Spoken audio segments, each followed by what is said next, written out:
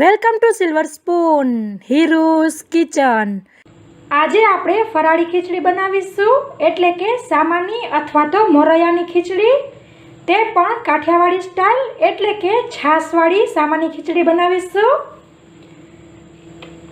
મિત્રો, તમે પણ આ રેસીપી પ્રમાણે જરૂર એક વખત ટ્રાય કરજો। તમને આ રેસીપી ચોક્કસ ગમશે અને સ્વાદ પણ બહુ જ ભાવશે। તો ચાલો આપણે મોડું કર્યા વગર વ્રત સ્પેશિયલ એટલે કે ઉપવાસ માટે સામાની ખીચડી બનાવીએ। સૌ પ્રથમ આપણે આવી રીતે મોરૈયો લઈશું 200 ગ્રામ, તેને આપણે 1 કપમાં કાઢી લઈશું। આવી રીતે સામો 1 કપ થાય છે, એટલે કે મોરૈયો 1 કપ થાય છે 200 ગ્રામ। તેને આપણે એક બાઉલમાં લઈ લઈશું અને સરસ આપણે તેને ધોઈ લઈશું। મિત્રો, તમે જોઈ શકો છો આપણે મોરૈયાને સરસ 3 વખત ધોઈ લીધેલો છે અને તેને આપણે એમનેમ ડૂબાડૂબ પલળવા દઈશું। પછી આવી રીતે 2 મીડિયમ અને 1 નાનું એવું બટેકું લીધેલું છે મેં, ટોટલ 3 નંગ અને 200 ગ્રામ છે। તેને આપણે ઝીણા ઝીણા સમારી લઈશું છાલ કાઢીને।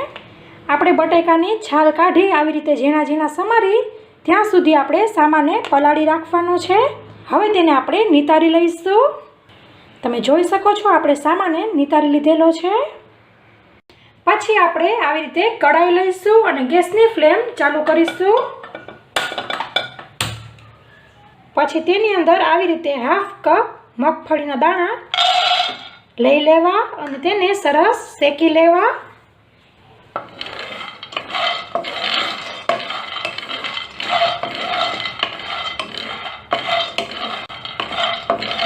મિત્રો, આપણા સિંગદાણા સરસ શેકાઈ ગયા છે। ગેસની ફ્લેમ બંધ કરી લઈશું અને સિંગદાણાને આપણે આવી રીતે મિક્સર જારમાં લઈ લઈશું અને તેનો આપણે આખા પાખો ભૂકો કરી લઈશું। મિત્રો, તમે જોઈ શકો છો આપણે આવી રીતે આખા પાખો ભૂકો કરવાનો છે, સાવ પાવડર નથી કરી લેવાનો। આને આપણે સાઈડમાં રાખીશું। પાછી આપણે ગેસની ફ્લેમ ચાલુ કરીશું અને તેની અંદર આવી રીતે ઘી લઈશું। હું અહીં અત્યારે ખીચડી ઘીમાં બનાવી રહી છું, પણ તમે ફરાળી તેલ એટલે કે કોઈ પણ તમે જે ફરાળમાં ખાતા હોય તેલ તે લઈ શકો છો। આવી રીતે મેં 3 ટેબલસ્પૂન ઘી લીધેલું છે। ઘી આપણું ગરમ થાય એટલે તેની અંદર જીરું ઉમેરીશું। જીરું આપણે 2 ટીસ્પૂન ઉમેરવાનું છે અને આવી રીતે લીલા મરચાં અને લીમડાના પાન ઉમેરવાના છે। લીલું મરચું અહીં મેં 1 મોટું લીધેલું છે। તમારે આ સ્ટેજ ઉપર લવિંગ, તજ અને મરી ઉમેરવા હોય તો ઉમેરી શકો છો, હું અહીં સ્કીપ કરું છું। પછી જે આપણે ઝીણા ઝીણા બટેકા સમારેલા હતા તે ઉમેરી દઈશું અને તેને ઘીમાં સાતળી લઈશું।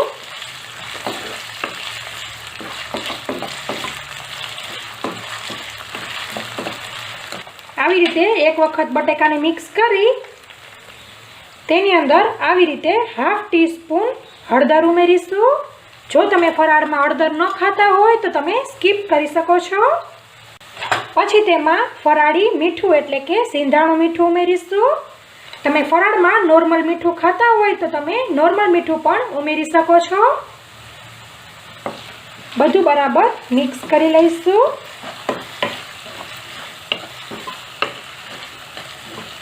અને પછી ગેસની ફ્લેમ મીડિયમ કરી તેને આપણે ઢાંકીને 2 મિનિટ માટે કૂક કરીશું। મિત્રો, આપણી 2 મિનિટ થઈ ગઈ છે, ખોલીને ચેક કરી લઈશું।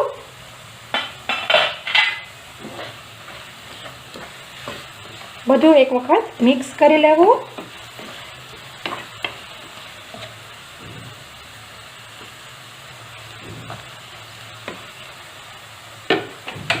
બટેકા આપણા 90% જેટલા કૂક થઈ ગયા છે। હવે તેની અંદર આવી રીતે લાલ મરચું ઉમેરીશું. અત્યારે આપણે 1 ટેબલસ્પૂન ઉમેરીશું. અડધી ટીસ્પૂન જીરું પાવડર. મેં અહીં જીરુંને શેકેલા જીરુંનો પાવડર લીધેલો છે. પછી આપણે જે પલાળેલો સામો છે તે ઉમેરી દઈશું.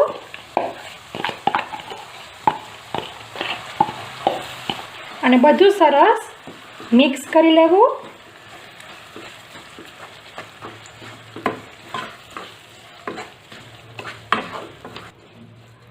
આવી રીતે સામાને ઘીમાં અડધી મિનિટ માટે શેકી લીધેલો છે. હવે તેની અંદર આપણે છાશ ઉમેરીશું. મિત્રો, મેં પહેલાં કીધેલું તેમ આપણે કાઠિયાવાડી સ્ટાઇલ સામાની ખીચડી બનાવી રહ્યા છીએ. એટલે સૌરાષ્ટ્રમાં આવી રીતે છાશ ઉમેરાતી હોય છે. આપણે 1 કપ આવી રીતે ખાટી છાશ ઉમેરીશું.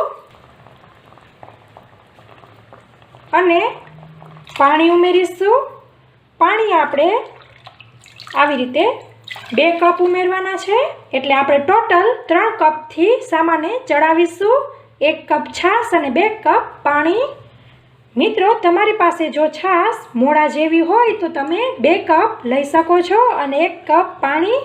પણ અહીં આપણે કાઠિયાવાડી એટલે કે સૌરાષ્ટ્રમાં ઘરે ઘરે લોકો પાસે ખાટી છાશ તો હોય જ છે. એટલે મેં અહીં 1 કપ ખાટી છાશ લીધેલી છે અને 2 કપ પાણી ઉમેરેલું છે. અને સરસ મિક્સ પણ કરી દીધેલું છે. સાથે સાથે આપણે સાવાના ભાગનું અને છાશના ભાગનું મીઠું પણ ઉમેરી દઈશું. અને આવી રીતે મીડિયમ ફ્લેમ પર તેને કૂક થવા દઈશું. 5 મિનિટ પછી આપણે એક વખત વચમાં હલાવી લઈશું. મિત્રો, આપણે વચમાં એક વખત ખોલીને આવી રીતે હલાવી લઈશું. તો હવે તેને પાછું આપણે ઢાંકીને ચડે ત્યાં સુધી કૂક થવા દઈશું. આમ વચમાં ખોલીને ચેક કરતું રહેવું 2-2 મિનિટના અંતરે.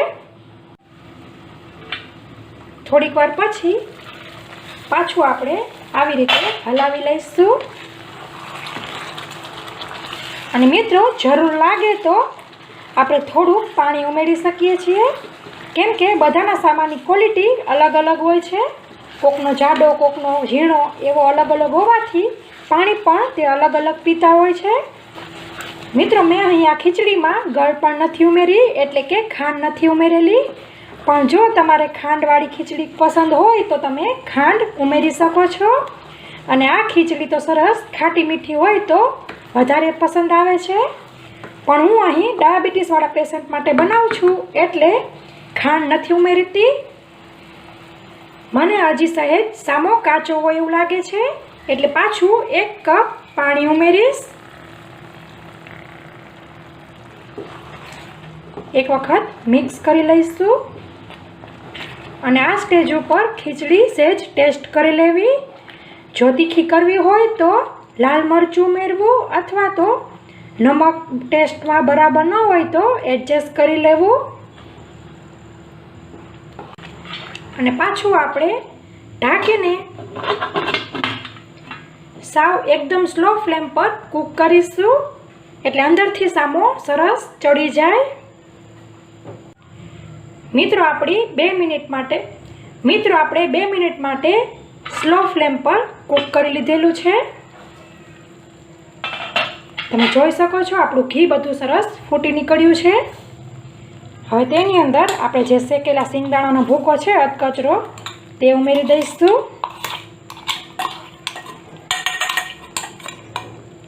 અને આવી રીતે એક મોટી ચમચી દહીં ઉમેરીશું. તમારે 2 ચમચી ઉમેરવી હોય તો તમે 2 ચમચી પણ ઉમેરી શકો છો. અને સરસ બધું બરાબર મિક્સ કરી લઈશું. આપણી ખીચડીની તીખાશ અને ખારાશ બંને સરસ છે. ચાખી લીધેલું છે મેં.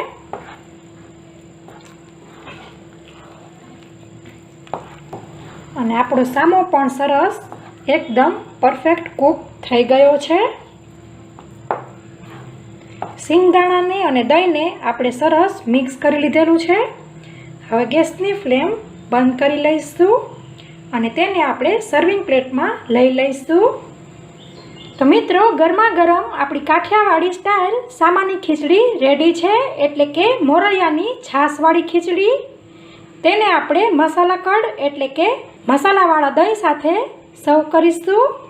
અને આમ આપણે કોથમીરથી ખીચડીને ગાર્નિશ કરીશું. તો મિત્રો તમે પણ આવી રીતે ફરાળી ખીચડી એટલે કે સામાની કાઠિયાવાડી સ્ટાઇલ ખીચડી એક વખત જરૂર બનાવજો. સ્વાદમાં બહુ જ સરસ લાગે છે. જો તમારે છાશ ન ઉમેરવી હોય તો તમે લીંબુનો રસ પણ છેલ્લે ઉમેરી શકો છો. તો મિત્રો તમને મારી આ છાશવાળી સામાની ખીચડી પસંદ આવી હોય તો લાઈક કરો અને તમારા ફ્રેન્ડ ઓર ફેમિલી સર્કલમાં શેર કરો, જેથી તે લોકો પણ આ કાઠિયાવાડનો ટેસ્ટ જાણી શકે અને એન્જોય કરી શકે. તો મિત્રો અત્યાર માટે આટલું જ. હવે નવી રેસીપી સાથે મળીશું. ત્યાં સુધી આવજો. Thank you.